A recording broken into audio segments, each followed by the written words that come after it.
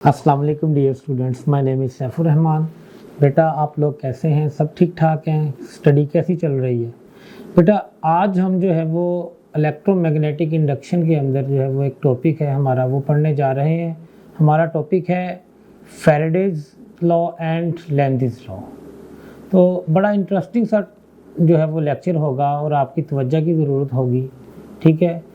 तो इसको समझने के लिए डेफिनेटली आपकी तवज्जो की ज़रूरत होगी, तो आपने जो है वो ध्यान से जो है वो और गौर से जो बातों को सुनना है और जो मैं आपको चीज़ें सिखा रहा हूँ सीखने की पूरी कोशिश करनी है। तो आइए टॉपिक की तरफ चलते हैं जी। तो सबसे पहले हम देखेंगे Faraday's law of electromagnetic induction, ठीक है जी। तो फर्स्ट लॉ इसका ये है, हमारे पास फैराडे का जो फर्स्ट लॉ है, when ever there is a change in magnetic flux linked with the conductor and EMF is induced in the conductor. देखिए यहाँ पर जो सबसे अहम बात है वो ये change. When ever there is change in magnetic flux, जब मैग्नेटिक फ्लक्स चेंज होगा लिंक्ड विद द कंडक्टर, किसी कंडक्टर के साथ जो मैग्नेटिक फ्लक्स लिंक्ड हो रहा होगा, जब वो चेंज होगा तो उसके चेंज होने से क्या होगा, EMF is induced in the conductor. तो उस कंडक्टर में ईएमएफ क्या हो जाएगी, इंड्यूस हो जाएगी। So whenever there is a change in magnetic flux linked with the conductor and EMF is induced in the conductor. ये स्टेटमेंट बिल्कुल सादा सी है, आप जानते हैं इसको, ठीक है। मैं सिर्फ जोर दे रहा हूँ कि ज़रा आप अच्छी तरह बात मेरी सुन लें, ठीक है जी। तो आपने इसमें से याद क्या रखना है कि जो चेंज इन मैग्नेटिक फ्लक्स आना ज़रूरी है ईएमएफ के इंड्यूस होने के लिए। अगर फ्लक्स जितना मर्जी हो पास हो रहा किसी कंडक्टर में से, जब तक वो चेंज नहीं होगा ईएमएफ इंड्यूस नहीं होगी। ये बात ध्यान में रख लीजिए। लेट्स सपोज हमारे पास ये एक कॉइल है जिसके साथ एक गैल्वानोमीटर अटैच किया है और हम एक मैग्नेट इसकी तरफ लेके आ रहे हैं। ये देखें, from right to left side हम इसकी तरफ मैग्नेट लेके आ रहे हैं। तो जैसे जैसे मैग्नेट आगे आएगा इसमें से गुजरने वाली मैग्नेटिक लाइन का फोर्स चेंज होगी। आप इमेजिन कर लें, ज़रा दूर से लेके आए तो जैसे जैसे करीब लाएंगे उसमें से गुजरने वाली मैग्नेटिक लाइन का फोर्स जो है वो चेंज होगी, जिसकी वजह से इसमें करंट ईएमएफ इंड्यूस हो जाएगा और ईएमएफ इसमें करंट इंड्यूस करवा देगा, ठीक है। करंट के फ्लो करने के लिए ज़रूरी है कि आपका सर्किट जो है वो कंप्लीट हो, ठीक है। आगे सेकंड लॉ है फैराडे का हमारे पास, magnitude of induced EMF is equal to rate of change in magnetic flux. तो जितना ज़्यादा जो है वो फ्लक्स तेजी से चेंज होगा उतनी ज़्यादा ईएमएफ इंड्यूस होगी। तो rate of change of magnetic flux जो है उसके डायरेक्टली प्रोपोर्शनल है magnitude of the induced EMF. ये दोनों बातें आप अच्छी तरह से जानते हैं। इसका फार्मूला क्या है आपके पास, ईएमएफ का is equal to minus N delta phi by delta T. यहाँ पे हमारे पास delta phi over delta T क्या है बेटा, ये है rate of change of magnetic flux, ठीक है जी। एन क्या है हमारे पास, नंबर ऑफ टर्न्स है। एन क्या है, नंबर ऑफ टर्न्स है हमारे पास, ठीक है। अभी तो हमने वन टर्न वाली कॉइल ली है, लेकिन आप जितनी मर्जी नंबर ऑफ टर्न्स वाली कॉइल लेंगे, ठीक है। और वैसे भी n इंटू डेल्टा फाई को मैंने आपको बताया था, n इंटू डेल्टा फाई क्या होता है, फ्लक्स लिंक्ड, ठीक है ना। और माइनस का साइन यहाँ क्या कर रहा है, ये सारी चीज़ें हम लेटर ऑन डिस्कस करने वाले हैं, ठीक है जी। तो आइए आगे बढ़ते हैं जी। इसको एक्सप्लेन करते हैं कि जो है वो अकॉर्डिंग टू फैराडेज लॉ जो है वो किस किस तरह से मैग्नेटिक फ्लक्स चेंज हो सकता है और कैसे इंड्यूस ईएमएफ जनरेट होती है। चंद एग्जांपल मैं आपके साथ शेयर करूंगा, वैसे बहुत से वे होंगे, ठीक है। तो आप देखें, फर्ज करें कि आपके पास ये एक कॉइल है जिसको आपने एक ऐसे रीजन में रख दिया जहाँ पे मैग्नेटिक फील्ड क्या हो रही है, चेंज हो रही है, ठीक है। आपको मैंने बताया था कि मैग्नेटिक फील्ड को शो करने के लिए हम जो है वो क्रॉस और डॉट यूज़ करते हैं इन्वर्ट के लिए। जो है वो क्रॉस और आउटवर्ड के लिए डॉट यूज़ करते हैं, लेकिन इनके ऊपर सर्कल नहीं होते, लेकिन हमारे कंपोजर ने बना दिए हैं, उन्हें गाइड करेंगे। ठीक है ना। आप अब ये समझें कि ये जो सर्कल के अंदर क्रॉस है ये मैग्नेटिक फील्ड को शो करने के लिए है, और यहाँ पे आपको लिख के दिया जा रहा है जी मैग्नेटिक फील्ड इज चेंजिंग। जाहिर है इस चेंजिंग मैग्नेटिक फील्ड के अंदर जब आप किसी कंडक्टर को रख रहे हैं तो उसमें से गुजरने वाला फ्लक्स भी क्या हो रहा होगा, चेंज हो रहा होगा। आपके पास जो है वो फार्मूला क्या है जी फ्लक्स का, फार्मूला क्या है आपके पास, बी ए cos थीटा पढ़ा हुआ है ना हमने। सो बी जब चेंज हो रहा है तो इसका मतलब फ्लक्स चेंज हो रहा है, फ्लक्स के चेंज होने से क्या होगा, ईएमएफ इसमें इंड्यूस हो जाएगी। चलो एक और एग्जांपल है आपके पास बेटा कि यहाँ पे रेडियस ऑफ कॉइल चेंज कर रहे हैं। आप फर्ज करें कि ये कॉइल एक्सपेंड हो रही है, यहाँ ये कॉन्ट्रैक्ट जब आप इसको करेंगे तो इसका जो रेडियस कम ज़्यादा आप कर रहे हैं तो इसका एरिया चेंज हो रहा है। ठीक है, तो एरिया चेंज होने से आप जानते हैं कि जब एरिया चेंज होगा तो फ्लक्स क्या हो जाएगा, चेंज हो जाएगा, और फ्लक्स जब इसमें से गुजरने वाला चेंज हो रहा होगा तो इसमें इंड्यूस्ड ईएमएफ प्रोड्यूस हो जाएगी जी। फिर क्या है कि आप जो है वो मैग्नेटिक फील्ड में रख के कॉइल को जो है वो रोटेट करवा रहे हैं। जैसे ये आपके पास एक कॉइल है और ये आपके पास मैग्नेटिक फील्ड है। ठीक है, जब आप मैग्नेटिक फील्ड लाइंस आप ऐसे ले लें जी, ये इनवर्ड मैग्नेटिक फील्ड लाइंस जा रही हैं इस वक्त, तीनों फिगर जो हैं वो कॉइल के अंदर से गुजरे, 3 मैग्नेटिक लाइंस ऑफ फोर्स में से गुजरे। जब आप कॉइल को रोटेट करवाएंगे, ठीक है, तो अब 2 हो गई, फिर 1 हो गई। आप देख रहे हैं कि जो जब आप कॉइल को रोटेट कर रहे हैं तो कॉइल के रोटेट होने से इसमें से गुजरने वाला फ्लक्स क्या हो रहा है, चेंज हो रहा है। मैग्नेटिक लाइंस ऑफ फोर्स की तादाद चेंज हो रही है क्योंकि थीटा चेंज हो रहा है। ठीक है ना, आप वैसे थीटा के हिसाब से समझ लें कि अब जो कॉइल है वो मैग्नेटिक फील्ड लाइंस के परपेंडिकुलर है। ठीक है, अब एंगल चेंज हो गया। ठीक है, अब आप देखें एंगल चेंज हो रहा है, मुसलसल एंगल चेंज हो रहा है। ठीक है, तो जब थीटा चेंज होगा इस फार्मूला में आप देखें तो cos थीटा की वैल्यू चेंज होगी, cos थीटा की वैल्यू चेंज होगी तो आप कहेंगे फ्लक्स चेंज हो रहा है, तो फिर ईएमएफ इंड्यूस हो जाएगी। अब इसमें आप देखें कि आप एक कॉइल को मैग्नेटिक फील्ड के अंदर रख के कॉइल को जो है वो एक तरफ खींच के ले जा रहे हैं तो उसका इफेक्टिव एरिया चेंज हो रहा है। जब ये कॉइल यहाँ पे थी, ठीक है, तो इसका सारा एरिया जो था, सारी कॉइल का जो एरिया है वो इन द मैग्नेटिक फील्ड है। ठीक है, उसमें से नंबर ऑफ लाइन ज़्यादा होंगी। अभी सूरत हाल में आप देखें कि इतनी कॉइल वैसे ही बाहर चलेगी तो इफेक्टिव एरिया इतना रह गया, उसमें से गुजरने वाला जो फ्लक्स है उसकी वजह से जो है वो ईएमएफ इंड्यूस होगी, तो एरिया चेंज हो रहा है। इफेक्टिव एरिया क्या हो रहा है, चेंज हो रहा है। सो एरिया चेंज हो रहा है तो क्या होगा, इंड्यूस ईएमएफ जनरेट हो जाएगी। आगे बढ़ते हैं बेटा, एक क्वेश्चन लेते हैं।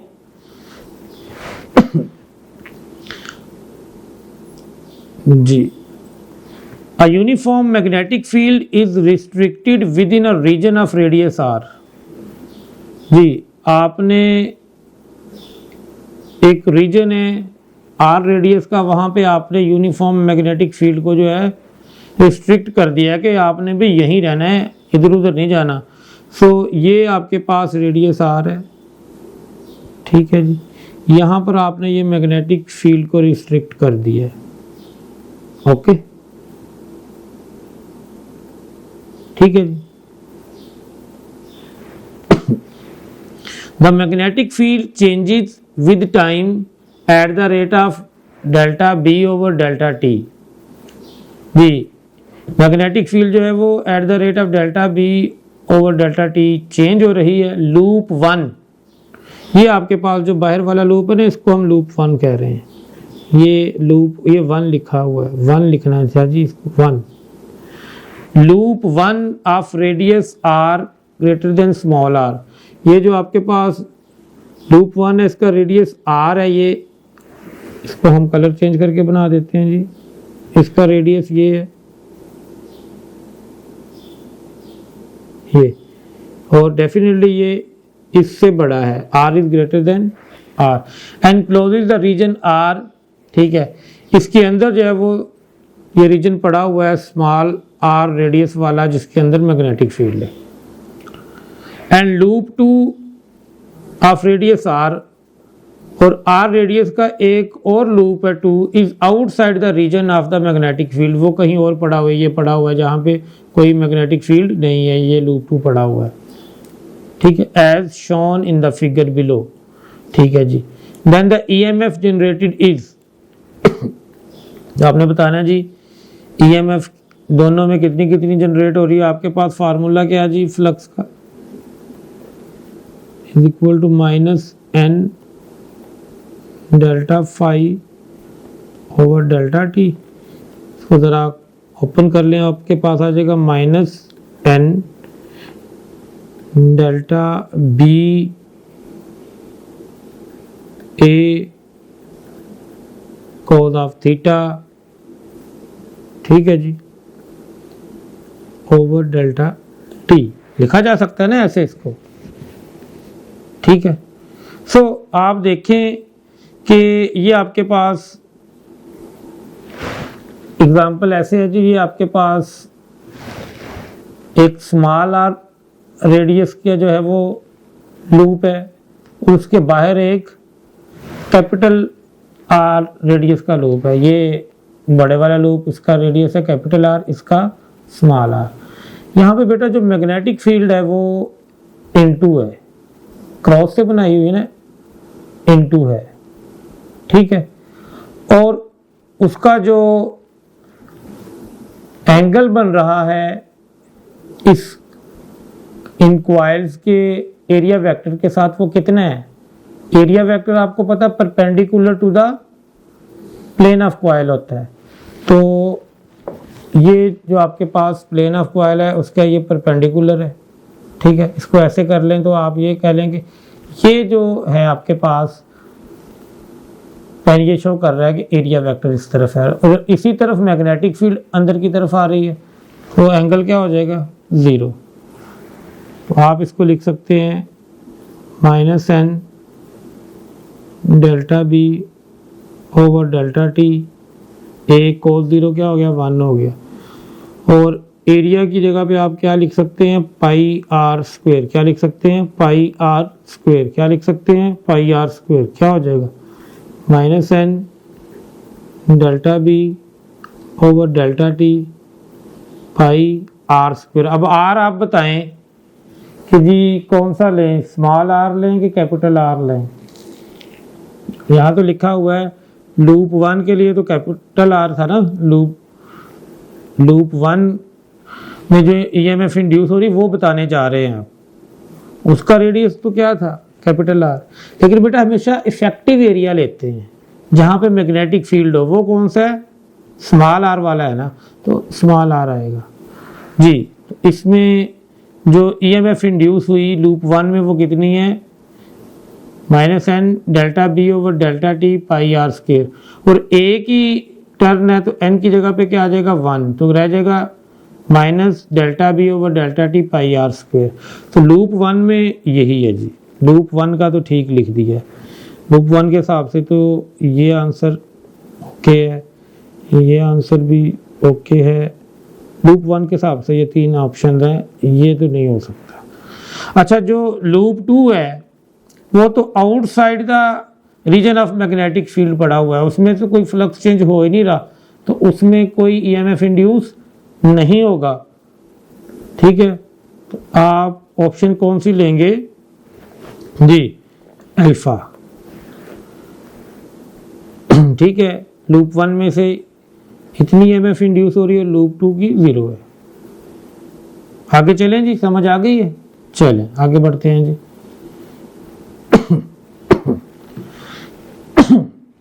जी क्वेश्चन नंबर 2 है, 800 turn coil of effective area 0.05 metre square, number of turns कितनी है जी लिख लीजिएगा,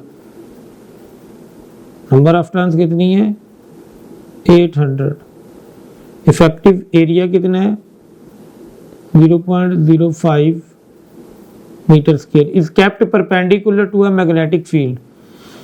तो ये मैग्नेटिक फील्ड के साथ कितना एंगल बना के पड़ा हुआ है 90 डिग्री। और मैग्नेटिक फील्ड कितनी है जी 5 इंटू 10⁻⁻5 टेस्ला। ठीक है, अभी सिचुएशन में जो है वो θ1 आपको कितना दिया गया है, ये प्लेन ऑफ कॉइल का दिया गया है। ठीक है, कॉइल इज परपेंडिकुलर है। ठीक है, प्लेन ऑफ कॉइल क्या है perpendicular to the magnetic field.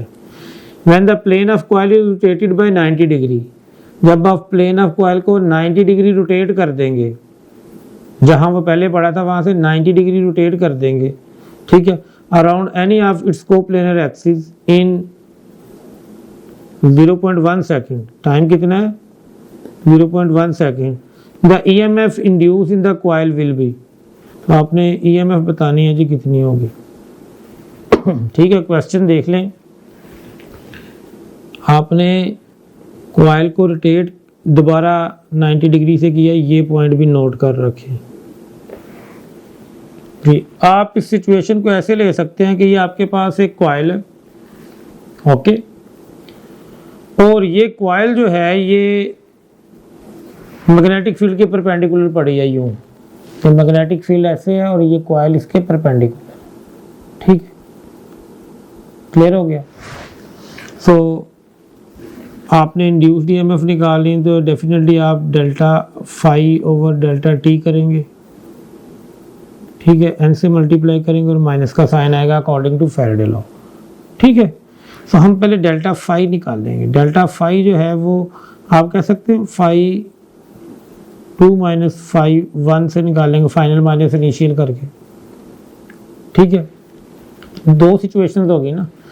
इस वक्त आपके पास कॉइल यूं है कि ये मैग्नेटिक फील्ड के क्या है परपेंडिकुलर है। ठीक है, अब कॉइल का जो एरिया वेक्टर होगा, यहाँ आप देखें एरिया वेक्टर ऑफ कॉइल यूं है। ठीक है, और मैग्नेटिक फील्ड को अगर आप देखें तो वो भी यूं आ रही है। तो एरिया वेक्टर और मैग्नेटिक फील्ड में कितना एंगल बन रहा है इस वक्त फर्स्ट सिचुएशन में 0। तो जब हमारे पास थीटा कितना बना between magnetic field and area vector 0 बना। ठीक है, और cos 0 क्या होता है जी 1 होता है। तो आपका जो फाई 1 आया पहला फ्लक्स आपका फर्स्ट सिचुएशन पे वो क्या आ रहा है आपके पास माइनस NBA। ठीक है ना, सिर्फ फ्लक्स लिख रहे हैं ना, लिंक्ड फ्लक्स लिख रहे हैं तो n भी साथ लिखेंगे ना आप, माइनस NBA cos 0 1 हो गया आगे। ठीक है, ये फाई 1 आ गया। अब हमने फाई 2 कैलकुलेट करना है। जब आप इस कॉइल को 90 डिग्री रोटेट करवाएंगे, लेट्स सपोज मैं इसको रोटेट करवा रहा हूँ यूँ, यहाँ से इसको मैं यूँ रोटेट करवाता हूँ। ठीक है, तो इसका एरिया वेक्टर यूँ हो जाएगा, ऊपर चला जाएगा। मैग्नेटिक फील्ड यूँ ही आ रही है यूँ। ठीक है, तो मैग्नेटिक फील्ड के साथ एरिया वेक्टर का एंगल कितना हो गया 90 डिग्री। ठीक है, तो आपके पास जो सेकंड सिचुएशन में एंगल आ रहा है वो कितना आ रहा है 90 डिग्री, और कॉस ऑफ 90 डिग्री क्या होगा 0 होगा। तो आपका फाई 2 क्या हो जाएगा 0। अब आप डेल्टा फाई निकाल लें। डेल्टा फाई आपके पास क्या आता है जी फाई 2 माइनस फाई 1। फाई 2 की वैल्यू क्या है 0 माइनस फाई 1 क्या माइनस NBA। ठीक है जी, डेल्टा फाई आपके पास क्या आ गया माइनस माइनस प्लस हो गया NBA। ठीक है, सो आपने इंड्यूस्ड EMF निकालनी है तो इसको आप डिवाइड कर दें टाइम पे। ठीक है, delta phi over delta T कर दें। तो डेल्टा फाई क्या जी NBA और डेल्टा टी नीचे आ गया। n कितना आपके पास 800 इंटू b कितना हमारे पास 5 इंटू 10⁻⁻5 इंटू a कितना हमारे पास 0.05 ओवर t कितना जी 0.1। ठीक है जी, तो ये अब हमने सिर्फ कैलकुलेशन करनी है। तो आप देखिए अगर मैं ये डेसिमल पॉइंट ख़त्म करूं तो नीचे क्या आ जाएगा 100। ठीक है, ये 2 ज़ीरो इसके साथ कैंसिल हो गए। ओके, तो अब आप मल्टीप्लाई करें 8 को 5 के साथ 40, 40 को फिर 5 के साथ, कितना हो जाएगा ये 200। तो आपके पास इंड्यूस्ड ईएमएफ क्या आ रही है 200 into 10 raise to power -5 over 0.1। तो अगर मैं ये डेसिमल पॉइंट ख़त्म करूं तो ऊपर एक 10 आ जाएगा, तो मेरे पास क्या आ जाएगा, ये हमारे पास आ जाएगा 200, बल्कि ये 10 भी साथ ले जाए 2000 इंटू 10 रेज़ टू पावर -5। ठीक है, इसको आप कर लें सॉल्व। 2000 डिवाइडेड बाय ये 1 ज़ीरो और आएगा, 3 ज़ीरो इसके साथ कट गए, तो आ गया 2 ओवर 100, ये आ गया 0.02 वोल्ट जो है वो बीटा ऑप्शन आपके पास इसका आंसर बनता है। ठीक है बेटा, बस सिचुएशन को समझना था आपने ना, जो आपने ये 5-1 और 5-2 निकाला असल काम वो है। ठीक है जी, आगे चलते हैं। इंड्यूस्ड चार्ज की बात करेंगे हम, किसकी, इंड्यूस्ड चार्ज की। मैं अगर इंड्यूस्ड ईएमएफ की वैल्यू लिखूं तो मैं इसको लिख सकता हूं इज इक्वल टू, सिंपल लिख रहा हूं 1 टर्न वाली कॉइल के लिए। ठीक है, तो क्या लिखूंगा, इसकी मैग्नीट्यूड को मैं माइनस माइनस लिखने की जरूरत नहीं होगी, क्या लिखेंगे delta phi over delta T लिख देंगे। ठीक है जी, ओके। देखिए अब मैं वैसे लिख रहा हूँ, मैंने मोड ख़त्म कर दिया है, आपको मैं बता चुका हूँ कि मैं सिर्फ बात किसकी कर रहा हूँ, मैग्नीट्यूड की कर रहा हूँ, तो आप बाकी बात समझ चुके हैं जी। सो आप लोगों ने पढ़ा हुआ है कि जो इंड्यूस करंट है वो कैसे आप निकाल सकते हैं। इंड्यूस करंट होगा I इंटू R। I को आप क्या लिखेंगे, I आ जाएगा इंड्यूस्ड ईएमएफ ओवर R के बराबर। ठीक है, लिख सकते हैं ना ऐसे। चलिए फिलहाल आप इंड्यूस्ड ईएमएफ की ये वैल्यू यहाँ पे पुट करें तो क्या आ जाएगी, IR is equal to delta phi by delta T. आ गया। तो हमने निकाला IR बराबर है जी delta phi over delta T. R को इस तरफ ले जाएं, आप लिख सकते हैं I is equal to 1 over R delta phi over delta T. Current को आप लिख सकते हैं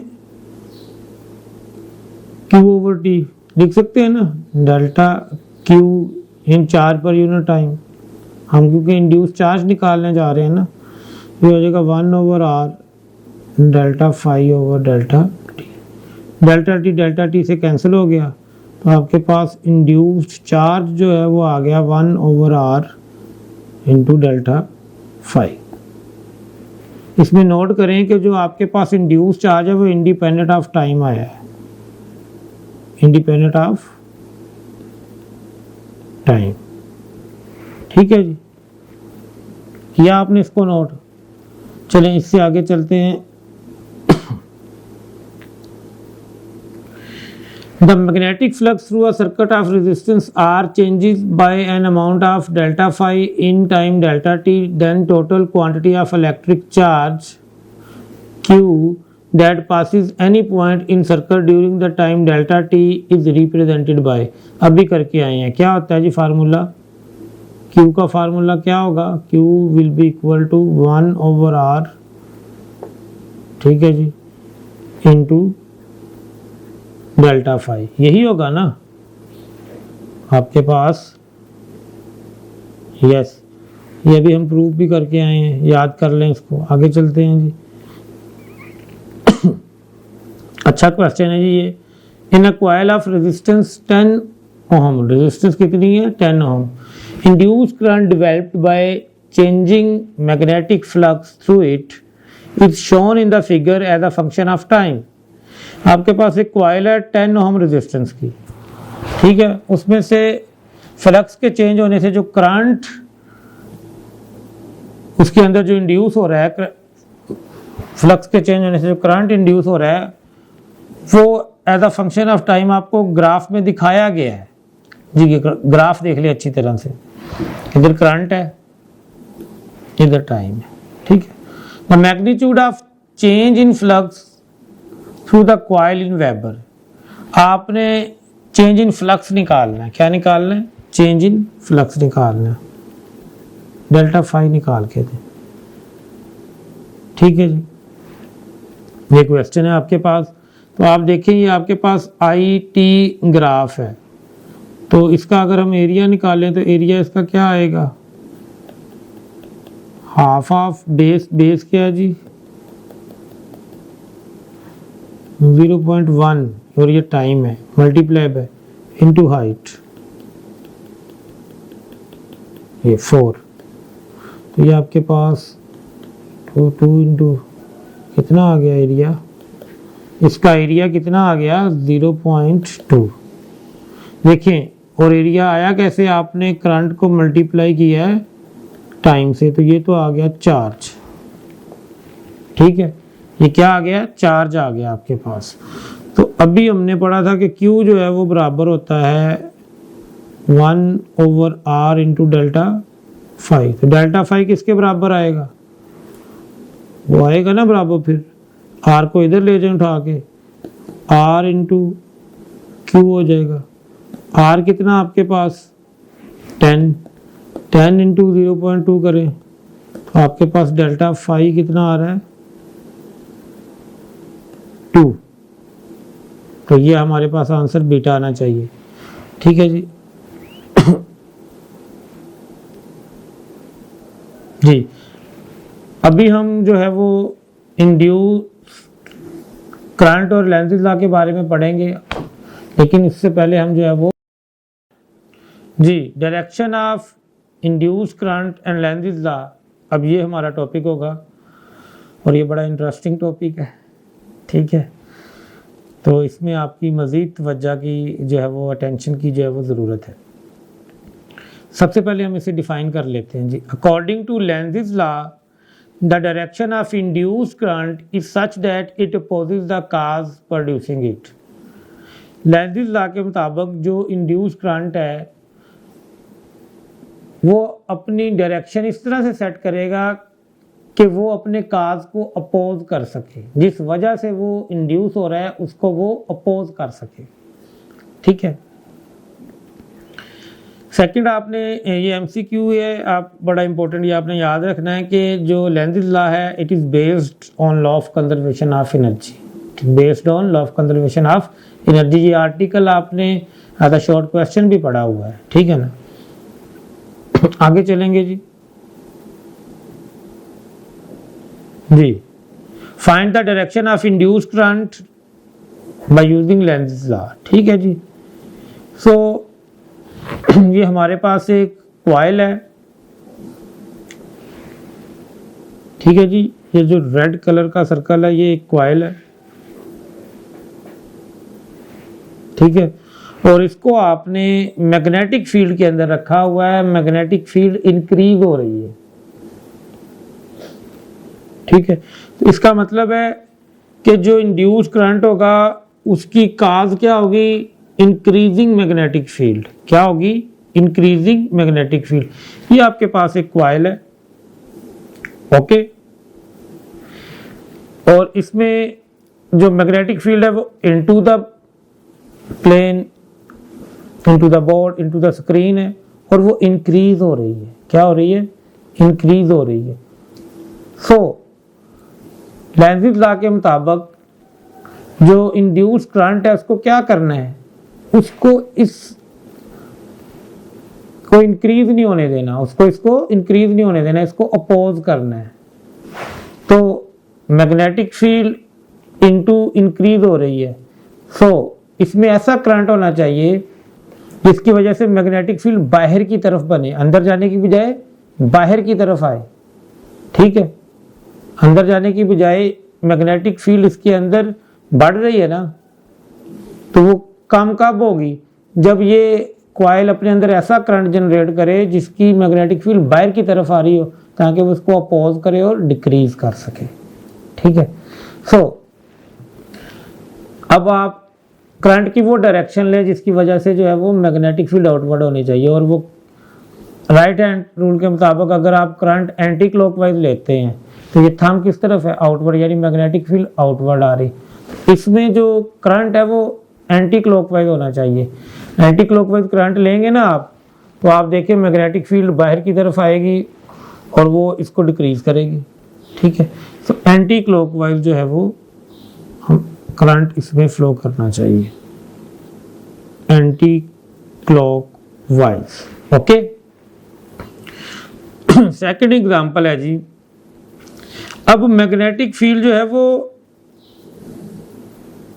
आउटवर्ड है लेकिन डिक्रीजिंग है, आउटवर्ड है लेकिन डिक्रीजिंग है।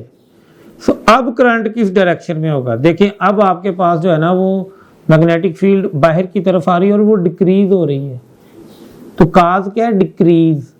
हमने इसको डिक्रीज नहीं होने देना, इसको सपोर्ट करना है। अब इसको सपोर्ट कैसे करेंगे? बाहर की तरफ आने वाली फील्ड क्या हो रही है? डिक्रीज हो रही है। तो इसको सपोर्ट करने के लिए हमने ऐसी जो है वो फील्ड लेनी है जो बाहर की तरफ ही और इसको सपोर्ट कर सके। बाहर आने वाली मैग्नेटिक फील्ड क्या हो रही है? डिक्रीज हो रही है। तो इस कॉइल के अंदर ऐसा करंट प्रोड्यूस होना चाहिए जो इसको डिक्रीज होने से रोके। ठीक है, तो according to right hand rule अगर हम करंट एंटी क्लॉकवाइज लें, ये देखें एंटी क्लॉकवाइज, तो थंब आउटवर्ड है ना, थंब क्या है? आउटवर्ड, बाहर की तरफ फील्ड आएगी और वो फील्ड इसको डिक्रीज होने से रोकेगी, इसको सपोर्ट करने लग जाएगी। तो करंट अब भी क्या है? एंटी क्लॉकवाइज है, एंटी क्लॉकवाइज है। आगे चलते हैं जी। यहां पर आप देखें कि एक आपको स्ट्रेट कंडक्टर दिखाया गया और बताया गया उसका करंट क्या कर रहा है? इंक्रीज कर रहा है, और उसके करीब एक कॉइल पड़ी हुई है, उसके करीब एक कॉइल पड़ी हुई है, और वो कॉइल जो है उसमें किस डायरेक्शन में करंट हो वो आपने ढूंढना है। रेडी हैं जी? चलिए ढूंढते हैं जी। देखिए आपके पास स्ट्रेट कंडक्टर है, ऐसे करंट अपवर्ड डायरेक्शन में, तो आप अपने राइट हैंड के थंब को अपवर्ड डायरेक्शन में ले जाएं और अपने फिंगर्स को कर्ल करें। तो कंडक्टर की राइट साइड पे आपकी फिंगर जो है वो अंदर की तरफ जा रही है, यानी यहाँ पे फील्ड इनवर्ड होगी, यहाँ पे फील्ड राइट साइड पे इनवर्ड होगी जिधर वो कॉइल पड़ा हुआ है, दूसरी तरफ आउटवर्ड है। ये देखें इधर से फील्ड इनवर्ड हो रही है, तो ये इनवर्ड फील्ड है यहाँ पर। ठीक है, और करंट इंक्रीज हो रहा है, इसका मतलब है कि ये आपके पास कौन सी सिचुएशन बन गई? ये वाली नहीं बन गई आपके पास सिचुएशन कि करंट इंक्रीज होगा तो मैग्नेटिक फील्ड भी इंक्रीज होगी, और मैग्नेटिक फील्ड इनवर्ड है। ठीक है, सो इंक्रीजिंग मैग्नेटिक फील्ड जो है, इंक्रीजिंग करंट की वजह से इंक्रीजिंग मैग्नेटिक फील्ड जो होगी वो क्या होगी? रीजन होगी किसकी? इंड्यूस करंट की। इंड्यूस करंट उसको क्या करेगा? अपोज करेगा। तो अंदर की तरफ जाने वाली जो मैग्नेटिक फील्ड है उसको अपोज करने के लिए करंट किस डायरेक्शन में होना चाहिए? एंटी क्लॉकवाइज, ताकि फील्ड बाहर की तरफ बने। इसमें भी करंट क्या आ रहा है? एंटी क्लॉकवाइज आ रहा है। आगे चलते हैं जी। अब देखें, अब एक आपके पास स्ट्रेट कंडक्टर है जिसमें करंट डाउनवर्ड है और करंट डिक्रीजिंग है। तो ये आप फर्ज कर लें कि कंडक्टर है, ठीक है, और कंडक्टर में करंट किस तरफ है? नीचे की तरफ है, करंट नीचे की तरफ है। ठीक है, और नीचे की तरफ है और डिक्रीजिंग है। ठीक है ना, तो इसकी फील्ड कैसे बनेगी, इधर से इनवर्ड होगी, लेफ्ट साइड से, इधर से आउटवर्ड होगी। तो इधर इनवर्ड फील्ड है,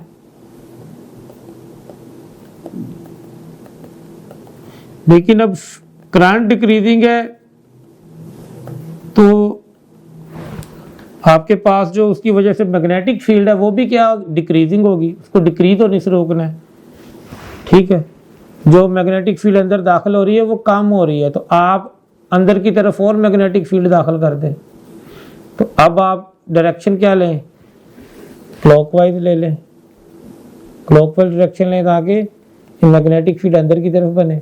अब करंट किस तरफ होना चाहिए, क्लॉकवाइज डायरेक्शन में करंट होगा तो वो अपने काज को अपोज करेगा।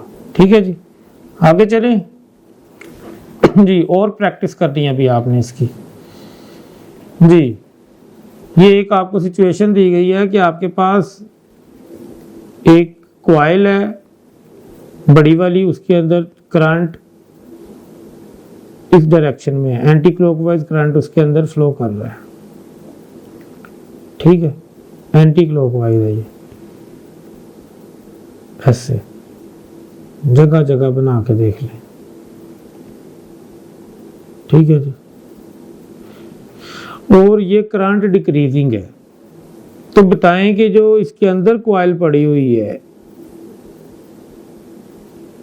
इसमें इंड्यूस करंट की डायरेक्शन क्या होनी चाहिए। देखें, जब एंटी क्लॉकवाइज करंट फ्लो कर रहा होता है, एंटी क्लॉकवाइज करंट फ्लो कर रहा होता है, देखिए एंटी क्लॉकवाइज आप अपने राइट हैंड की फिंगर को टर्न करें तो थंब किधर आ रहा है, थंब नॉर्थ पोल होता है ना, तो मैग्नेटिक फील्ड क्या आ रही है, आउटवर्ड। मैग्नेटिक फील्ड किस डायरेक्शन में, आउटवर्ड। जब करंट डिक्रीजिंग है, करंट डिक्रीजिंग है तो उसकी मैग्नेटिक फील्ड भी क्या होगी, डिक्रीजिंग है। उसको डिक्रीज होने से रोकना है, क्या करना है, डिक्रीज होने से रोकना है। तो करंट जो है वो डिक्रीजिंग है, ये जो आपको दिखाया जा रहा है, ठीक है ना। सो हमने जो है वो इंड्यूस करंट की वो डायरेक्शन सिलेक्ट करनी है कि वो इसको डिक्रीज होने से रोक सके। ठीक है ना जी। तो अब क्योंकि आपके पास एंटी क्लॉकवाइज करंट है तो आपके पास जो मैग्नेटिक फील्ड है वो आउटवर्ड है, मैग्नेटिक फील्ड जो है वो आउटवर्ड है, और मैग्नेटिक फील्ड डिक्रीज हो रही है, और मैग्नेटिक फील्ड डिक्रीज हो रही है। इसको सपोर्ट करें जी, इसको सपोर्ट करें आप। सपोर्ट कैसे करेंगे कि आउटवर्ड आप फील्ड जनरेट करें, क्या करें, आउटवर्ड फील्ड जनरेट करें। ठीक है, तो कैसे करेंगे, नॉर्थ आउटवर्ड फील्ड आपने लेके आनी है ताकि इसको सपोर्ट मिल सके। ठीक है, तो आप करंट की डायरेक्शन क्या लेंगे इसमें, एंटी क्लॉकवाइज, ताकि फील्ड जो है वो बाहर की तरफ आए, थंब मेरा बाहर की तरफ आए, आउटवर्ड आए, एंटी क्लॉकवाइज जी। ठीक है, नेक्स्ट अब देखें जो हमारे पास करंट है वो इंक्रीजिंग हो गया है, डिक्रीजिंग की बजाय। एंटी क्लॉकवाइज है ना इसमें करंट, एंटी क्लॉकवाइज में आपके पास जो इसकी फील्ड होगी वो किस तरफ होगी, आउटवर्ड होगी ना, यस आउटवर्ड होगी। फील्ड इंक्रीज हो रही है, उसको डिक्रीज करना है। तो अब आप डिक्रीज कैसे करेंगे कि आप राइट हैंड को इस तरह उसकी फिंगर को कर्ल करेंगे, थंब इनवर्ड जाए ताकि इसको अपोजिशन मिले, ये वी को। ठीक है, तो अब कौन सी डायरेक्शन बन रही है करंट की, क्लॉकवाइज। तो इंड्यूस्ड करंट अब क्या होना चाहिए, क्लॉकवाइज।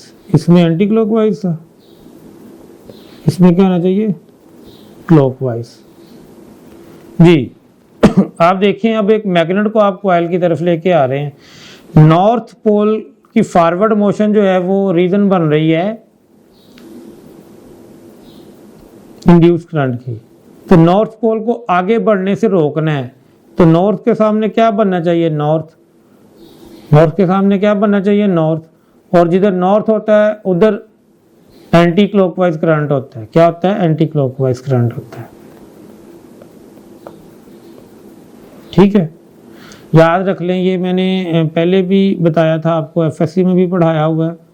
ये एन लिख लें और ये एस लिख लें, इसको आप कंप्लीट करें। ये देखिए, ये एंटी क्लॉकवाइज है ना, जहाँ नॉर्थ पोल बनेगा वहाँ एंटी क्लॉकवाइज, और साउथ को कंप्लीट करें। सर ज़रा बड़ा करके कर दें, जी बड़ा करके कर देते, एन और एस करें जी। ये देखें ऐसे, ये एंटी क्लॉकवाइज, ठीक है, और एस को करें तो ये ऐसे क्लॉकवाइज। तो जहाँ भी साउथ पोल बन रहा होगा वहाँ हमेशा क्लॉकवाइज करंट होगा, और जहाँ नॉर्थ पोल बनेगा वहाँ हमेशा एंटी क्लॉकवाइज होगा। आगे चलते हैं जी। अब देखें आप, साउथ पोल आगे आ रहा है,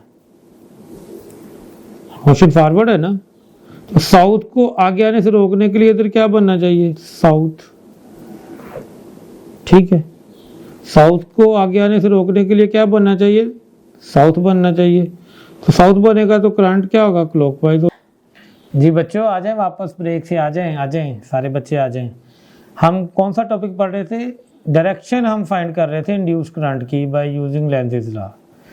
जी, तो कुछ प्रैक्टिस आपको मैंने करवा दी। अब ये क्वेश्चन आपके लिए है जी, आपने इसका आंसर देना है। देखें, एक रिंग है पड़ा हुआ ऐसे, और ऊपर से एक मैग्नेट नीचे की तरफ आ रहा है, उसका नॉर्थ पोल जो है वो कॉइल की तरफ आ रहा है। तो बताएं जी कि क्या डायरेक्शन होगी। नॉर्थ आगे आ रहा है ना, नॉर्थ को क्या करना है, रोकना है। तो नॉर्थ के सामने क्या बनना चाहिए, नॉर्थ, और जिधर नॉर्थ होता है वहाँ पे करंट किस डायरेक्शन में होता है, एंटी क्लॉकवाइज होता है। ठीक हो गया जी, कोई मुश्किल तो नहीं आई। गुड, नेक्स्ट देखते हैं जी। अब रिंग ऊपर है, रिंग ऊपर है और मैग्नेट नीचे जा रहा है, तो साउथ पोल दूर जा रहा है। साउथ को दूर नहीं जाने देना, नॉर्थ को करीब नहीं आने देना, और साउथ को दूर नहीं जाने देना। ठीक है जी। जी, तो साउथ को दूर जाने से रोकने के लिए इधर कौन सा पोल बनना चाहिए, उसको ट्रैक्ट करने वाला नॉर्थ। नॉर्थ बनेगा तो करंट क्या होगा, एंटी क्लॉकवाइज ही होगा सर। ठीक है जी, एंटी क्लॉकवाइज। आगे चलते हैं जी। इंटरेस्टिंग सा क्वेश्चन है। An electron moves on a straight line path xy as shown। ये एक इलेक्ट्रॉन जा रहा है जी, ये इलेक्ट्रॉन जा रहा है जी एक, ठीक है, इस डायरेक्शन में जा रहा है। Okay, the ABCD is a coil adjacent to the path of electron। यहाँ पे एक कॉइल पड़ी हुई है ABCD, ठीक है, यहाँ से इलेक्ट्रॉन गुजर रहा है ना, उसके करीब ही ये कॉइल पड़ी हुई है। What will be the direction of current if any induced in the coil? Electron के यहाँ गुजरने से कॉइल के अंदर कोई करंट इंड्यूस होगा या नहीं, अगर होगा तो उसकी डायरेक्शन क्या होगी। तो बेटा आप देखें, इलेक्ट्रॉन जिस तरफ जा रहा होगा करंट उसके ऑपोजिट जाएगा। करंट तो हम कन्वेंशनल करंट जो है वो आपको पता पॉजिटिव चार्जेस की वजह से लेते हैं। तो फर्ज करें कि यहाँ पे जो करंट है, करंट इसमें हम कलर चेंज कर लें। ये करंट जो है वो आप फर्ज करें कि इस डायरेक्शन में जा रहा है, ऐसे इलेक्ट्रॉन इस तरफ, करंट इस तरफ। ठीक है, ये सिचुएशन आप बना लें करंट जी। अब करंट आपने ढूंढ लिया जी, अब इसके ऊपर राइट हैंड रूल अप्लाई करें। ये डायरेक्शन है ना करंट की, तो थंब को इसकी डायरेक्शन में ले जाएं। इस तरफ क्या आएगी, ठीक, इधर से मैग्नेटिक फील्ड इनवर्ड है और इधर से आउटवर्ड है। इधर इनवर्ड मैग्नेटिक फील्ड है, लेट्स सपोज। ठीक है।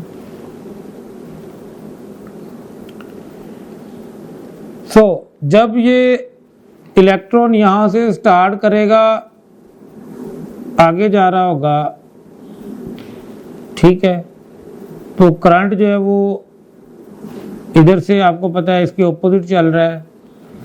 पर जैसे जैसे इलेक्ट्रॉन आगे बढ़ेगा तो वो मैग्नेटिक फील्ड को इंक्रीज करेगा, ज़्यादा करीब जाएगा, उसकी सारी फील्ड कॉइल के करीब होती जाएगी, उसके अंदर से गुजरना शुरू कर देगी, तो फ्लक्स चेंज होगा और करंट तो इंड्यूस होगा। लेकिन जब ये इलेक्ट्रॉन दूर जाना शुरू करेगा, यहाँ से आगे जा रहा होगा, तो अब फ्लक्स डिक्रीज होने लग जाएगा। पहले इंक्रीज हो रहा था, अब डिक्रीज हो रहा था, तो इंक्रीज होते हुए उसको अपोज करने के लिए जो इंड्यूस करंट है, जो डायरेक्शन लेगा उसकी ऑपोजिट डायरेक्शन लेगा ना, डिक्रीज होते हुए, तो अब उसने उसको इंक्रीज करना है, तो करंट जो इंड्यूस होगा वो अपनी डायरेक्शन बदलेगा। तो आपके पास करंट इंड्यूस भी होगा और वो अपनी डायरेक्शन रिवर्स करेगा। डेल्टा ऑप्शन इसकी आपके पास राइट आंसर है। ओके, नेक्स्ट है जी, for freely dropped magnet state if acceleration of magnet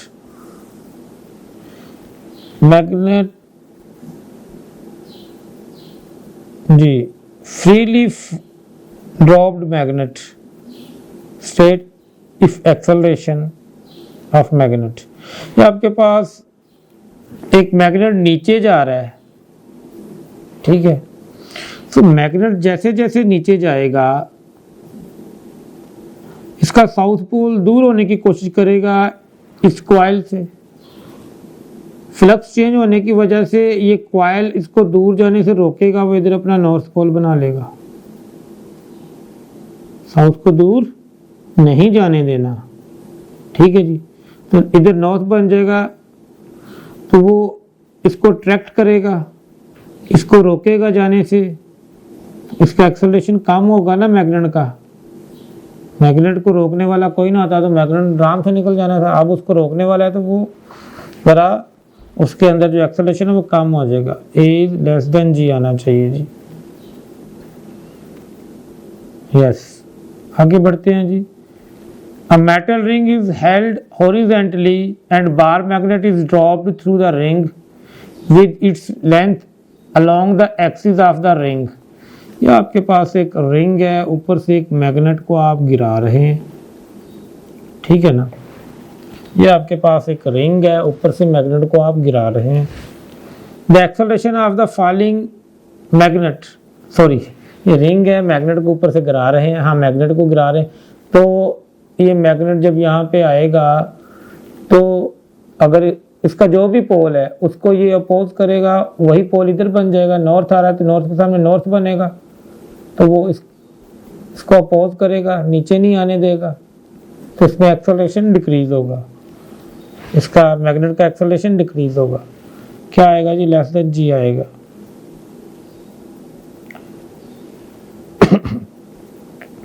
ji, a figure shows a coil placed in a magnetic field decreasing at the rate of 10 Tesla per second. There is also a source of EMF 30 volt, ठीक है जी, in the coil.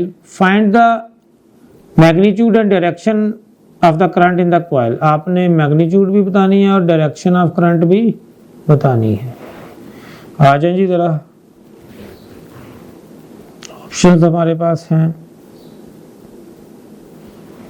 तो flux change हो रहा है, magnetic field decreasing, इसका मतलब flux change हो रहा है तो इंड्यूस्ड ईएमएफ होगी।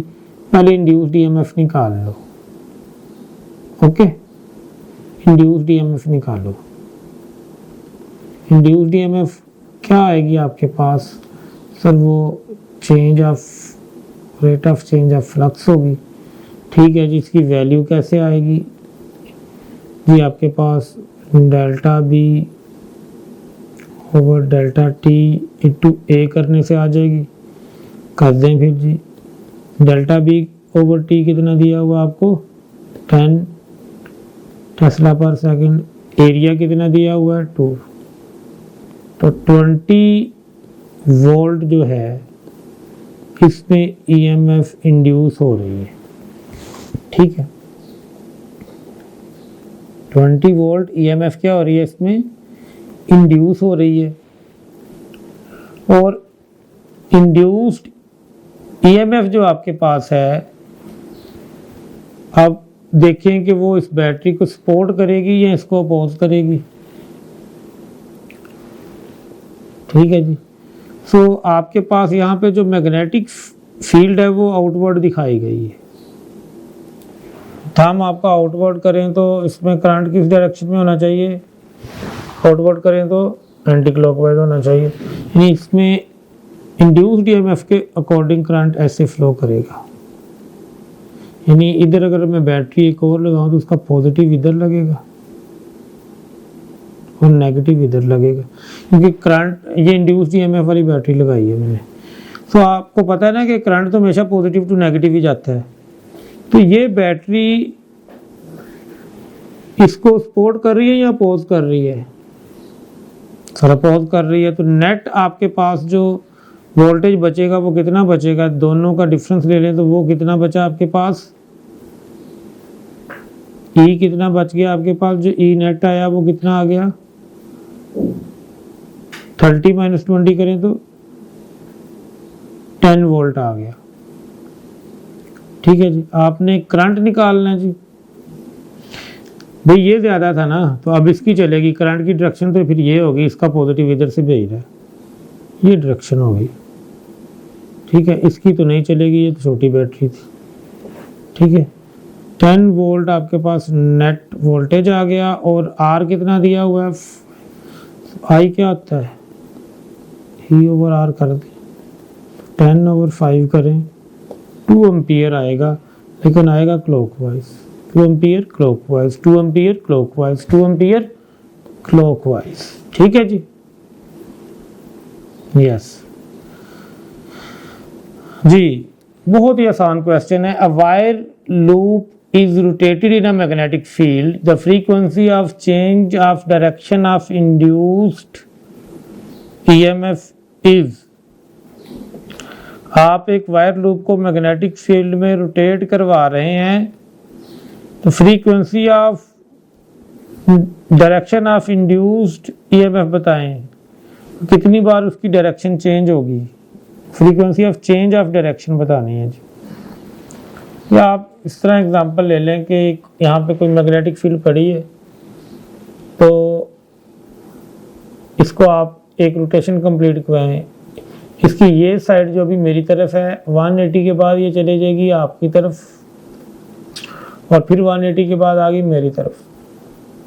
तो प्लेन ऑफ कॉइल जो है वो 2 बार डायरेक्शन चेंज कर रहा है, तो उससे पैदा होने वाली जो करंट होगी वो भी 2 बार अपनी डायरेक्शन चेंज करेगी, कि एक बार करेगी, 1 बार करेगी 2 बार करेगी, 2 बार करेगी, ठीक है जी, ट्वाइस पर रेवोल्यूशन जी। इसके साथ जो है वो हमारा ये इंटरेस्टिंग सा टॉपिक ख़त्म होता है। इजाज़त दीजिए, फिर मिलते हैं, अल्लाह हाफ़िज़।